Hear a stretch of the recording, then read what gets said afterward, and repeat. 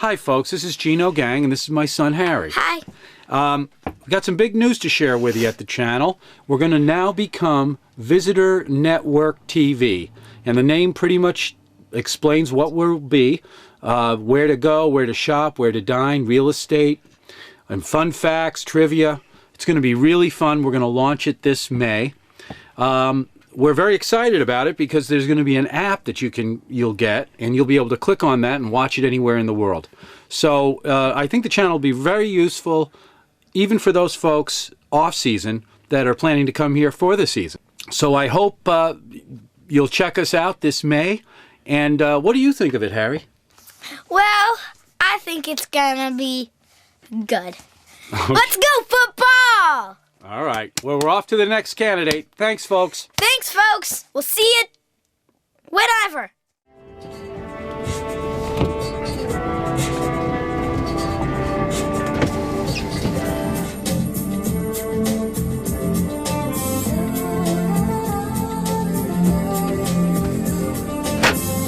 Mr. Fee! Hey, Gino, how's it going?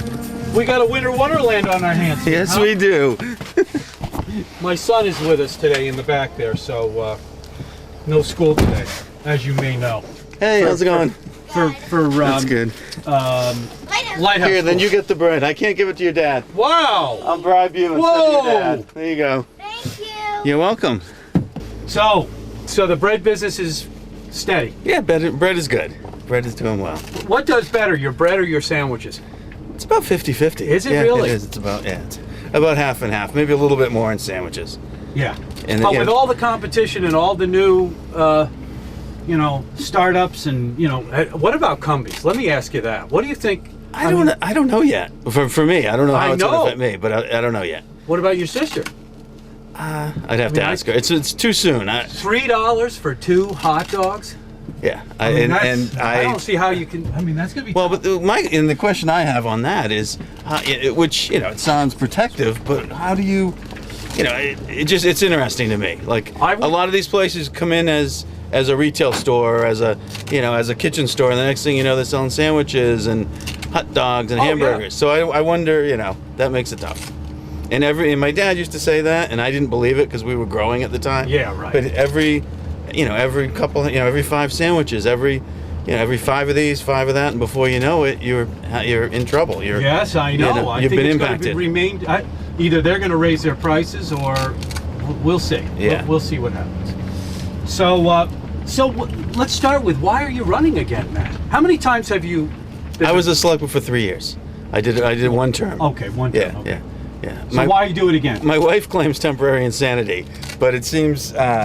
I just felt like the time was right. I spent the last couple of years on the finance committee, and I felt as though I just feel as though some of I take more of a macro view and more of a business view from my experience, and I feel as though it was a good time. There's sort of some unfinished business that I'd like to attend to with the sewers and figuring out some of the financing, and I think it's a perfect time. Well, good. Yeah. We're happy to have you at least attempt it. I'm sure there are people out there that are. I mean, I think people were surprised when you got out after 1 term. That was a bit of a surprise to people. I think. Well, look, I asked you guys to all come up with your own question that you wanted each person to answer, okay? All right. And there's 7 of you, so there's 7 questions. Patty's question, we'll start with that. Patty Brogavine. How should the town continue its efforts to live within expected revenue? I think that's probably one of the most important things we can do right now. I think there needs to be a wage and benefit analysis across the board, figure out which people are paid, too much, about right, and too little. And when we go forward and negotiate, take that into consideration. It doesn't seem fair to me to pay the top third or 2/3 and take it out of the hide of the new people. So I just feel as though that's that's one step, and I think some of the steps we've taken recently in the finance department have been great, but I think now we need to dig a little deeper, and dig a little deeper into the numbers and get the right policies in place, and I think that's sort of my forte. Is it? Yeah. All right. Well, here's your question. Yours is the second one on the list. What do you think is the biggest problem facing us as a community, and what do you think the selectmen can and should do to address it? Well, I think the biggest problem is getting control of the finances. I think everything flows from that, whether it be human services or downtown parking or the facilities, getting the town jobs back into town. In order to do any of that, you have to have enough money and you have to spend it wisely. So I think that's, in my mind, finances are the most important issue flowing to everything else. We'll be taking him out for a ride a little later. He's the last one on the list. I did 4 yesterday. Oh, really? Yeah. So 3 of you guys today. Are you on the finance committee? I am. I've been on there for a couple of years now. You have? Yeah. Why don't you tell us a little bit about what you think of that process? I think the process is improving. I think the timeline's a little squeezed, and I think as a committee, we haven't had a chance to really delve into certain things. I felt like there was a change this year, a little bit with Craig Sperry bringing his articles, and I think a little bit with the makeup of the committee.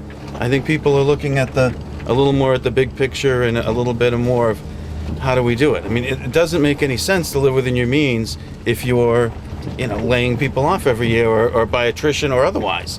It does, so if you have 100 fewer employees and you're paying them more than double, that's not really sustainable. And getting rid of whole departments isn't sustainable. So I think, the committee is looking at some of those issues. Very good. Okay, Alan Reinhardt's question. Why do you believe voters should choose you over the other candidates for a seat on the Board of Selectmen? What abilities and attributes make you the most qualified for this highest town governing board? Well, I'll tell you what doesn't make me qualified. I'm not going to kiss babies, and I'm not going to slap people in the back and go to all the fancy dinners and things. That's just not how I'm wired. So you're not going to get that from me. If you need someone to do that, then I'm not your guy. But I think, I'm going to roll up my sleeves and do the work and be fair to people across the board. I think that's, my experience in 30 years of business and 50 years of life. Is pretty important, and I think it would be a great compliment to the people that are there now. Mm-hmm. Okay, Stephen Morey's question. In the last couple of years, we have seen volunteers resign from advisory committees, including the Town Energy Committee and the Taxi Advisory Committee. How do you think the Board of Selectmen has handled citizen input? And if elected, what would you do differently? I think, personally, I don't think they've handled citizen input in a couple of those cases very well. I feel as though those people some of those groups felt as though their work wasn't valued and their opinion wasn't valued. In the case of the Energy Study Committee, they did some of the best work that I've ever seen out of a volunteer group. They put hundreds and hundreds of hours in, went back, they had questions, they went back and answered them, and it was just it ended a little ugly. So I think you've got to listen to everybody. You have to try to listen to everyone. And a recent example at FinCom, we had voted in favor 4-3 but 4-3 we voted in favor of supporting one of the articles, Barbara Kuchen's article, but the 3 against were very adamantly against for various reasons. We took a no vote because it just. And we did this with the comprehensive plan too. When I was co-chair there, if you have people with really strong feelings, you got to work through it. Otherwise, you have a 50-50 split, and going forward, you're not really going to get anywhere. They're going to get the one more vote, and overturn whatever you did. So I kind of feel like those committees have to be understood and have to be listened to and appreciated. All right, Tobias Glidden's question: what do you believe will be the most difficult part for you in being a selectman? That's actually a good question. The most difficult part, it might be difficult part. Yeah. This is a tough one. I've already done it, so I know what it entails. Yeah. I guess what, for me, with my makeup, the difficult part will be not to delve too deep into things. I tend to. If I start on something, I tend to sort of focus on. Why wouldn't you want to delve in deeply? Well, you do, but you have to pick and choose, and so sometimes, so sometimes you can get overwhelmed by something, and you have to step back and figure it out. Right. You have to delve in deep enough to understand it, but and the toughest thing for me would probably be not getting distracted and doing, and delving too deep into things that maybe we shouldn't be doing. Okay. All right. I don't know. I don't know if that makes sense. Maybe it's my ADD or something kicking in, but well, maybe it is. We all have shadow zones. oh no, Everybody has a little something. Oh, I have a little of a couple things, I think. Maybe a combination, yeah. But if you use those, if you understand them, you can use them and really. No, it's your strength and your weakness. Yes, my dad right. used to say, "Oh, I don't have that," but he walked around all day writing lists and things. Yeah. And then I finally made him read about it. He's like, "Oh my God, that's me!" Yeah, so right. it is funny. Okay, Carol Dunton's question.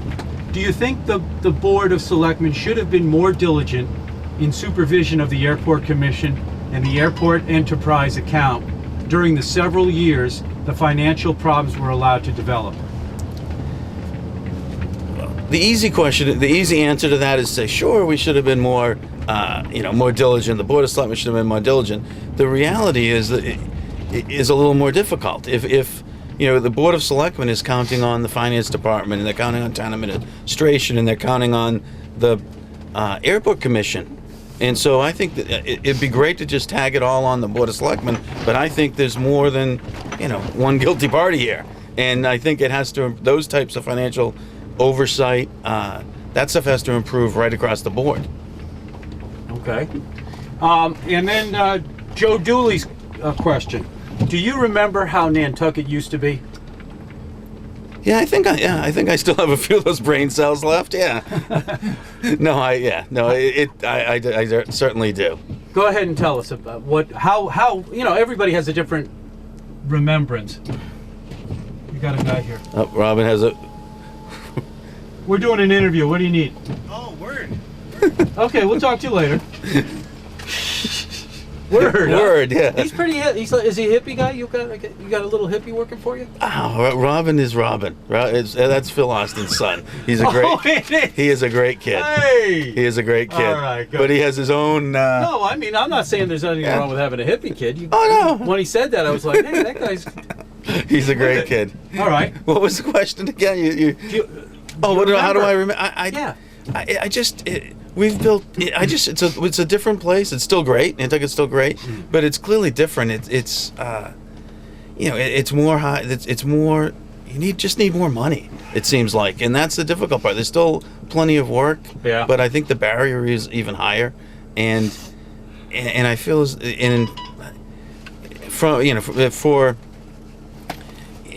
we built 300 homes. I think we built 300 homes. We built more homes in the last 30 years than we did in the first 300. So from that perspective, you can't add that many more people and that many more houses, without having substantial changes, and we have. I still think we've kept a lot of what keeps it nice. Most of our beaches are opened, and our downtown is pretty good. Needs a little work, but it's pretty good. So we've done a pretty good job. Pretty good stewards, but you can't go. I remember when I was a kid, it was. I think there was 3,000 of us year round, maybe less. And we're up to, and the boats were like once or twice a day. And it would take us 5 or 6 hours. We used to back onto the Knobska. So, we're not that place anymore. You could get here more quickly. And so I think, those are some of our challenges, is how do you balance trying to be, the cool place where you knew everybody and everyone supported each other with what we're becoming, which is a little bit more split in a little bit more different world. That's right. And that's tough. Yeah, that is. And is there anything else you'd like to say, Matt, to the folks out there that are watching, or anything else that I didn't bring up that you want to bring up? Not particularly. Thank you for having me, and I hope I can get one of everybody's vote. I think no matter what the complexion of the board will be, I think I'd fit right in, and I think it would be I'm pretty confident I would do a good job. Okay, well, thank you for coming for a ride with me. All right, thank you. You bet. All right.